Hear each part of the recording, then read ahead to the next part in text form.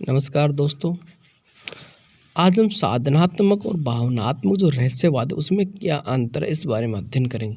देखो, संत लोग थे, संतों में तो साधनात्मक रहस्यवाद ज़्यादा था और भावनात्मक रहस्यवाद संतों में कम था। जबकि जो प्रेम की बातें वो भावना से की जाती है, सिर्फ जो प्रेम साहित्य था, सूफी साहित्य था, उसके अंदर भावनात्मक रहस्यवाद ज़्यादा है। यह इस दोनों में अंतर। देखो, साधनात्मक रहस्यवाद में आत्मा परमात्मा के एकाकार होने पर बल रहता है। क्या कह रहा है कि जो साधनात्मक रहस्यवाद है, उस साधनात्मक रहस्यवाद में आत्मा परमात्मा के एकाकार होने पर बल रहता है। यानी एकाकार होने पर, एक होने पर, आत्मा परमात्मा के एक होने पर बल देता है कौन? साधनात्मक रहस्यवाद। जबकि भावनात्मक रहस्यवाद में अनुभूतियों या संवेदनाओं का एकाकार होने पर बल रहता है। जबकि भावनात्मक रहस्यवाद की अनुभूतियों एवं संवेदनाओं का एकाकार होने पर बल रहता है। ये कहते हैं साधनात्मक और भावनात्मक रहस्यवाद। साधनात्मक रहस्यवाद संतों के होता और भावनात्मक सब सूफी काव्य में। साधनात्मक रहस्यवाद का संबंध मस्तिष्क से है। क्या कह रहा है कि जो साधनात्मक रहस्यवाद है उसका संबंध किससे? मस्तिष्क से। अर्थात इसमें ज्ञान पक्ष की प्रबल, साधनात्मक रहस्यवाद में ज्ञान की प्रबलता रहती है, ज्ञान पक्ष की प्रबलता रहती है। जबकि भावनात्मक रहस्यवाद का संबंध हृदय से, भावना का किससे संबंध होता है? हृदय से रहता है। अर्थात हृदय पक्ष की प्रधानता रहती है। दोनों में क्या अंतर है कि साधनात्मक जो रहस्यवाद है वो साधनात्मक रहस्यवाद ज्ञान से होता है, इनमें ज्ञान पक्ष की प्रबलता रहती है, और भावनात्मक इसका संबंध होता है हृदय से, इसके हृदय से संबंध होता है, इसलिए इसमें हृदय पक्ष की प्रधानता होती है, उसमें मस्तिष्क आती ज्ञान की। साधनात्मक रहस्यवाद में योगिक क्रियाओं जैसे हठ योग साधना, कुंडली जागरण, प्राणायाम, अष्टांग साधना आदि की प्रधानता रहती है। अतः इसे दार्शनिक रहस्यवाद भी कहा जाता है। क्या करा कि जो साधनात्मक रहस्यवाद है, इस साधनात्मक रहस्यवाद के अंदर योगिक क्रियाएं का ज़्यादा प्रधानता, योगिक क्रियाओं की प्रधानता किस रहस्यवाद में होती है? तो वह रहस्यवाद है साधनात्मक रहस्यवाद। और योगिक क्रियाओं में कौन कौन से? जैसे कोई हठ योग है, हठ योग करते हैं जो सिद्ध लोग होते, हठ योग, नाथ संप्रदाय में हठ योग प्रधानता थी। तो हठ योग साधना ये साधनात्मक रहस्यवाद में आती। कुंडलिनी जागरण ये भी साधनात्मक में आती। प्राणायाम, अष्टांग साधना ये सब साधनात्मक रहस्यवाद में आदि की प्रधानता है।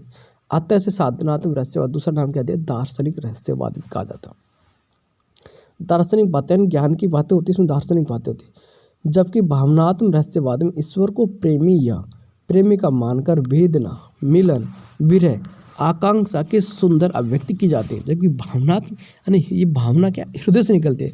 और जब कोई अपने को ईश्वर की भक्ति करे, ईश्वर नहीं मिलता है, तो ईश्वर को कोई तो प्रेमी मानकर, कोई प्रेमिका मानकर, मिलन की वेदना की, दुख की बात करते, मिलन की बात करते, विरह की बात करते, आकांक्षा का सुंदर अभिव्यक्ति की गई है भावनात्मक रहस्यवाद में। संत साहित्य में सामान्यतः दोहा, चौपाई, कवित, सवैया, दोहा, चौपाई, कवित, सवैया आदि छंदों का प्रयोग हुआ है। संत साहित्य में किसका प्रयोग हुआ? दोहा का, चौपाई का, कवित और सवैया छंदों का प्रयोग हुआ। जबकि संतों के यह छंद शास्त्र की कसौटी पर खरे नहीं उतरते हैं, लेकिन इसका अपवाद सुंदरदास जी है। लेकिन सुंदरदास इसका क्या अपवाद है? संत साहित्य शास्त्र ज्ञान का क्या करता है? विरोध करता है। यह लोक अनुभव के ज्ञान का, प्रेम जनित अनुभव का समर्थन करता। ये शास्त्रों में जो लिखी हुई बातों का विरोध करता संत साहित्य करता, ठीक है। और संत साहित्य क्या है कि जनते संसार में लोगों के अनुभव के ज्ञान का, प्रेम जनित अनुभव का, इसका समर्थन करता है, शास्त्र ज्ञान का विरोध करता है। शास्त्र ज्ञान क्या होता है? जो पोथी ज्ञान या सैद्धांतिक ज्ञान है, जैसे जो लिखा हुआ ज्ञान है ना हमारे, उन बातों का विरोध करता है। संतों ने अनुभव जनित ज्ञान, जीवन के व्यवहारिक ज्ञान का समर्थन किया है। संतों ने अनुभव जनित ज्ञान या जीवन के व्यवहारिक ज्ञान का समर्थन किया। संत लोगों ने संत साहित्य में भावानुकूल एवं स्वाभाविक अलंकार योजना का निर्वहन हुआ है। कैसे? क्या करा कि संत साहित्य में भावानुकूल एवं स्वाभाविक अलंकार योजना का निर्वहन है। यह अलंकार योजना संतों के भाव संप्रेषण में पूर्ण सहायक सिद्ध हुई है। संत साहित्य में लोक संग्रह की भावना या लोक मंगलकारी भावना, लोकोन्मुखता या जलोन्मुखता मिलती है।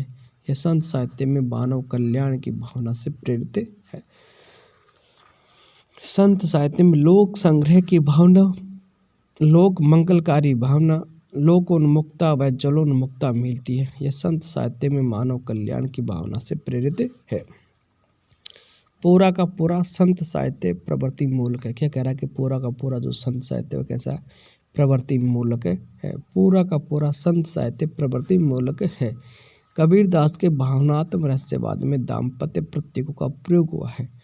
कबीरदास के भावनात्मक रहस्यवाद में दाम्पत्य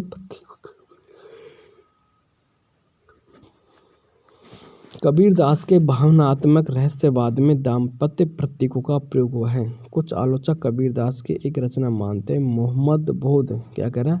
कुछ आलोचक कबीरदास के एक रचना को मानते हैं मोहम्मद बोध, एक रचना है उसको कबीरदास के मानते हैं मोहम्मद बोध। पूरा पूरा संत साहित्य का प्रवृत्ति मूलक होता है। कबीरदास के भावनात्मक रहस्यवाद में दाम्पत्य प्रतीकों का प्रयोग हुआ है।